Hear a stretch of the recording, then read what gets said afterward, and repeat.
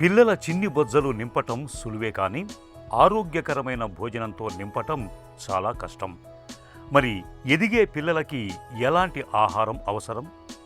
ఏం చేస్తే వాళ్ళు ఇష్టంగా తింటారు? ఇందుకు ఆహార పదార్థాల ఎంపిక చాలా కీలకమని చెబుతారు నిపుణులు. ముఖ్యంగా ప్రతిరోజు రాత్రి నానబెట్టిన బాదం పప్పును ఉదయం తినిపించటం వల్ల పిల్లలకు సరైన పోషకాలు లభిస్తాయి. జీర్ణ వ్యవస్థ బాగుంటుంది. పిల్లల రోగనిరోధక శక్తి కూడా మెరుగుపడుతుంది. ఉడికించిన కోడిగుడ్డు పిల్లలకు ఎంతో శక్తినిస్తుంది. దీంతో వారు శారీరకంగా, మానసికంగా ఆరోగ్యంగా ఉంటారు. కొంతమంది తల్లులు రోజు ఇంట్లో ఏం వండుతారో ఆ ఆహారాన్నే పిల్లలకు తినిపిస్తూ ఉంటారు. అయితే చిన్నారుల ఆహార విషయంలో కాస్త జాగ్రత్త వహించాలని నిపుణులు చెబుతున్నారు. పెద్దవాళ్ళు కాస్త కారంగా ఉన్నా సరే తిని జీర్ణం చేసుకుంటారు. కానీ పిల్లలు అలా కాదు. వాళ్ళకి కారం, మసాలా ఎక్కువగా ఉన్న ఆహారాన్ని పెట్టకుండా ఉండటమే ఉత్తమం. ఇక కాల్షియం, ఐరన్ ఎక్కువగా ఉండే ఆహార పదార్థాలు అందించటం వల్ల వారి దేహ దారుఢ్యానికి మంచిది. పిల్లలకు రోజుకో పండుని తినిపించాలి.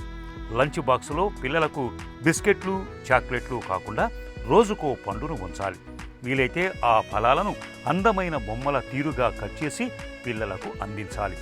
దీంతో వాళ్ళు ఆడుతూ పాడుతూ తినేస్తారు. దీంతో శరీరానికి కావలసిన పోషకాలు లభిస్తాయి. కొంతమంది పిల్లలు పాలు తాగేందుకు ఇష్టపడరు. తాగటం లేదని సరిపెట్టుకుని ఊరుకోకూడదు. మెల్లగా వాళ్లకు పాలు, పెరుగు, నెయ్యి తినే విధంగా అలవాటు చేయాలి. పాలతో ఎన్నో రకాల వంటకాలు చేయవచ్చు.